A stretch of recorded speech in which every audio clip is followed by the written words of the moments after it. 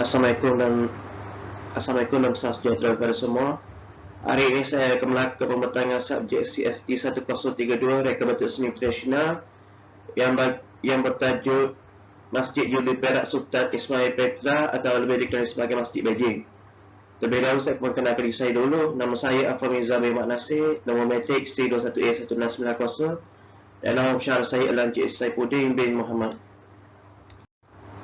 Okey, bagi sejarah Masjid Beijing ini ialah idea penamaan masjid ini tercetus oleh Yang Amat Berhormat Tuan Guru Ni Abdul Aziz Nikmat pada mesyuarat Jawatankuasa Perancangan Negeri kali pertama 1997 pada 30 September 1997 kerana Yang Amat Berhormat Tuan Guru Ni Abdul Aziz Nikmat yang merupakan Menteri Besar Kelantan ketika itu ingin membina sebuah masjid baru di negeri itu yang bercirikan seni bina Cina. Penemuan sebuah jawatankuasa yang dipromosikan oleh Timbalan Menteri Besar Kelantan bagi mengenal pasti reka betul atau tapak sesuai bagi tujuan pembinaan masjid tersebut telah dilaksanakan. Pada awalnya, beberapa tapak di sekitar Kota Baru dan Pasir Pekan telah dikenal pasti sebagai tempat yang berpotensi. Akan tetapi setelah penelitian secara terperinci dilakukan, tapak-tapak tersebut tidak sesuai untuk pembinaan masjid ini dijalankan. Atas faktor keluasan yang tidak mencukupi untuk menampung anggaran keluasan masjid ini di samping kos bagi mengambil alih tapak tersebut yang mahal dan agak tinggi. Pada 14 November 2002, jawatankuasa tersebut telah menjumpai tapak baru seluas 3.7 ekar di tepi lebuh raya Pasir Mas yang menuju ke Rantau Panjang. Oleh itu, cadangan tapak ini telah dikemukakan kepada Jawatankuasa Perancangan Negeri dan telah mendapat persetujuan dari Menteri Besar Kelantan. Projek pembinaan masjid ini bermula pada 12 September 2005 dan mula dirasmikan pada bulan Ogos 2009, di mana kos keseluruhan pembinaan masjid ini dianggarkan mencecah sehingga 8.8 juta ringgit. Asal-usul Masjid Jubli Perak Sultan Ismail Petra atau Masjid Beijing ini merupakan masjid pertama di Kelantan yang berkonsepkan ciri reka betul masyarakat Cina, di mana masjid ini mempunyai pengaruh inspirasi kuat dari negara China bagi ciri binaan masjid tersebut. Ia merupakan reka bentuk yang unik di mana ia menggabungkan kesenian arkitek masyarakat China dan orang Islam yang menyamai Masjid Nuijie di Beijing di mana usianya telah mencapai lebih dari 1000 tahun. Ciri-ciri masjid ini juga mempunyai sedikit elemen sentuhan kaum India dan Uzbekistan yang mana turut diterapkan dalam rekaan dalam masjid ini. Kepercayaan simbolik. Bagi kepercayaan simbolik Masjid Beijing ini ialah ia menjadi bukti kepada setiap manusia bahawa agama Islam itu adalah agama universal yang tiada sepadan dan halangan yang memisahkan antara satu manusia dengan manusia lain. Hal ini demikian kerana tindakan Masjid Beijing dalam menonjolkan gabungan seni nenek Cina dengan Islam menunjukkan bahawa Islam membenarkan budaya sesebuah kaum itu untuk diterapkan dan diamalkan tanpa memerlukan seseorang itu perlu meninggalkan budaya warisan nenek moyang yang telah diwarisi secara turun-temurun dengan alasan tidak mahu terpesong akidah dari agama Islam. Menurut Yang Amat Berhormat Tuan Guru Ni Abdul Aziz Nikmat yang mengiahamkan pembinaan masjid ini pada 30 September 1997, tujuan kenapa masjid ini dibina pada asalnya adalah bagi merealisasikan visi bahawa agama Islam tidak hanya terikat kepada kaum, nama dan bentuk semata-mata, kerana Islam itu sendiri bersifat universal di mana setiap orang boleh menganuti agama Islam tanpa perlu mempedulikan tentang bahasa, budaya dan keturunan asal. Mereka juga tidak perlu untuk mengabaikan serta melupakan budaya mereka kerana ia masih boleh diamalkan asalkan tidak bertentangan dengan hukum agama Islam. Bagi reka batu Masjid Beijing, reka bentuk Masjid Beijing ini dibina di atas tanah yang berkeluasan 3.7 ekar, di mana keluasan masjid ini dianggarkan dapat menampung sehingga 1000 orang jumlah jemaah dalam satu masa. Rekaan menaranya berbentuk seperti serban yang disokong dengan lintai unik di samping bahagian bawahnya. Ada terpahat nama kesemuan 25 orang Nabi di sepanjang ketinggian tiang tersebut dari bawah ke atas.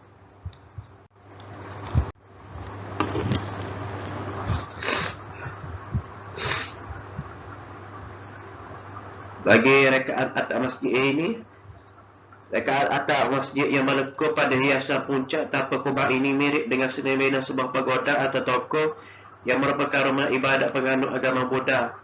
Dan ia juga menyerupai reka bentuk sebuah istana tradisional negara China, di mana adik asal bagi reka bentuk masjid ini diinspirasikan. Melalui pemilihan seperti ini, ia memberikan nilai estetika kepada budaya masyarakat China, mana dapat menunjukkan kebijaksanaan dan kemajuan mereka dalam seni arkitektur, di mana reka sebegini dapat dihasilkan pada zaman dahulu kala yang sudah mencapai lebih dari 2000 tahun dahulu. Menara Masjid Jumni Perak yang berdiri utuh di bahagian kanan bangunan, di mana warna hijau dan merah yang sinonim dengan budaya masyarakat Cina mendominasi keseluruhan hiasan puncak, menambahkan nilai keindahan rekaan masjid. Pintu masuk utama ke bahagian ruang dalam masjid yang bermula dari ruang serambi menuju ke ruang masjid Jubin. Ruang masjid Jubin berwarna putih menjadi pilihan sebagai kemasan, menambahkan rasa kemewahan dalam seni mena masjid ini. Seperti masjid yang lain, Masjid Jumni Perak Sultan Ismail Petra juga direka bentuk dengan menggabungkan kombinasi beberapa komponen yang mempunyai pelbagai kegunaan. Komponen pertama ialah bangunan utama yang merupakan komponen terbesar, di mana ianya terdiri dari dua tingkat, di mana tingkat atas adalah ruang sembahyang utama yang dapat menempatkan 1000 orang jemaah dalam satu masa. Tingkat bawah pula punya ruang sokongan untuk kemudahan awam, iaitu dewan serbaguna yang dapat memuatkan lebih 200 orang, dewan makan, perpustakaan awam, klinik dan perpustakaan masjid. Terdapat 4 pintu masuk ke bangunan masjid bagi mengelakkan kesesakan serta memudahkan orang ramai yang datang dari pelbagai arah yang berlainan untuk memasuki masjid ini. Bahagian hadapan merupakan pintu masuk utama sebagai melalui anjung pertama. Di sebelah kiri dan kanan anjung terdapat ruang wuduk serta tandas lelaki dan wanita, serta ruangan solat antara jemaah lelaki dan jemaah wanita juga turut dipisahkan dalam ruangan solat ini. Selain itu, di antara bangunan utama dan anjung utama terdapat sebuah halaman terbuka open court, yang di mana ianya boleh digunakan sebagai tempat sembahyang apabila dah berada dalam keadaan yang memerlukan. Kawasan ini akan dapat memuatkan kira-kira 1000 orang bilangan jemaah dalam satu masa.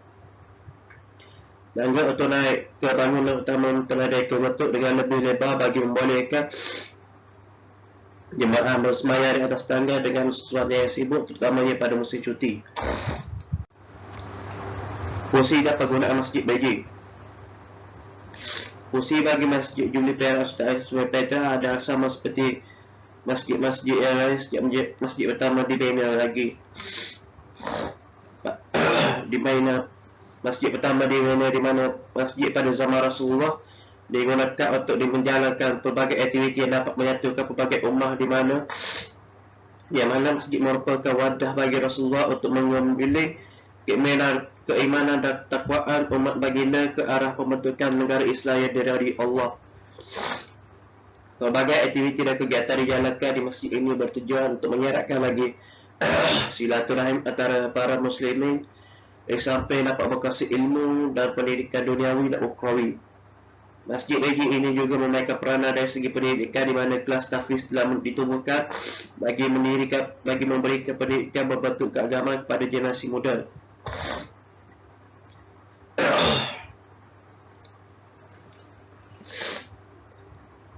Pendidikan pada generasi muda. Tadika juga disediakan bagi membantu anak kecil belajar dalam keadaan yang selesa tanpa perlu berkunjung ke tempat yang agak jauh dari rumah mereka. Kelas tajwid dan kelas Al-Quran juga disediakan masjid ini. Bukan itu saja, aktiviti ceramah juga sering dijalankan pada setiap hari seperti Zuhur dan solat Maghrib. Aktiviti ini bertujuan untuk menambahkan lagi ilmu serta mendidik anak muda untuk berjaya di dunia dan di akhirat. Program solat hajat juga turut dijalankan di masjid ini, terutamanya untuk anak-anak karya yang bakal menduduki peperiksaan yang besar seperti ujian penilaian sekolah rendah UPSR, pentadbiran tingkatan 3 PT3, dan SEA pelajaran Malaysia SPM.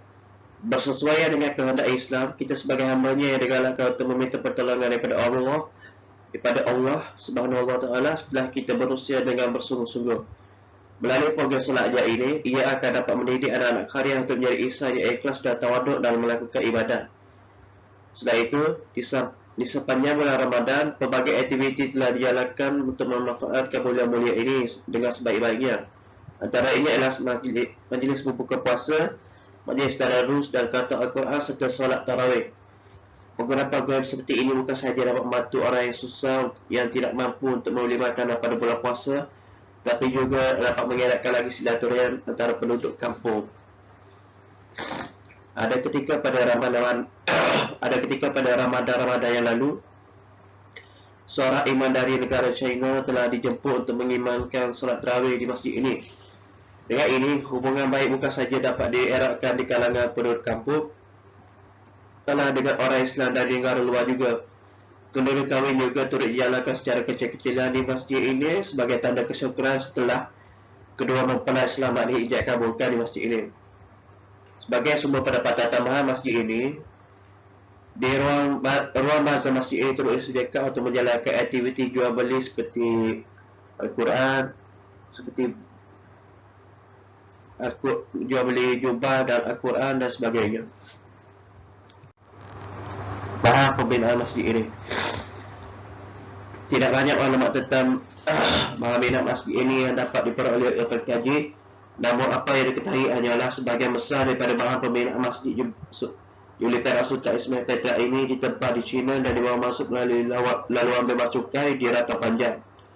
Bahagian dalam masjid Beijing ini dihiasi dengan tulisan khat, ukiran tangan geometri secara profesional yang sepenuhnya dipengaruhi oleh budaya Islam negara Timur Tengah, di mana ukiran khat di dalamnya diukir oleh seniman dari Kazakhstan. Beberapa ciri khas dalamannya juga turut dipengaruhi oleh masyarakat India dan Uzbekistan melalui hiasan chandelier di atas silir yang cantik. Kesimpulannya, bagi mimbar pula, mimbar dihasilkan dan direka bentuk secara kreatif bagi menyerupai bumbung gaya pagoda dua tingkat. Mimbar ini dihasilkan oleh anak tempatan negeri tersebut, di mana reka bumbungnya direka untuk mirip dengan bumbung masjid Beijing tersebut. Bagi tujuan binaan mimbar itu dibuat dari bahan binaan mimbar itu diperbuat daripada kayu pen dengan ukiran bercorak Islamik yang cantik. Tangga bagi mimbar itu diperbuat daripada kayu cungai kukuh. Kesimpulannya, walaupun masjid Beijing ini masih dianggap agak baru dan belum mempunyai banyak catatan sejarah mengenainya, tetapi masjid Beijing ini mempunyai nilai-nilai penting kepada masyarakat tempatan dan negara, di mana ia menjadi masjid pertama di Malaysia yang menerapkan unsur slimina masyarakat Cina dalam pembuatan dan pembinaannya. Penubuhan asal Masjid Julipera Sultan Ismail Petra ini pada asalnya adalah bagi membuktikan bahawa agama Islam itu bersifat universal dan terbuka, di mana ia tidak terhad pada budaya penganutnya, tetapi sesuatu itu boleh diterapkan disertakan dalam menganuti agama Islam seperti binaan Masjid Beijing ini. Meskipun binaannya menyamai binaan pagoda dan tokong di mana merupakan rumah ibadah penganut agama Buddha, tapi ia tidak menjadi suatu masalah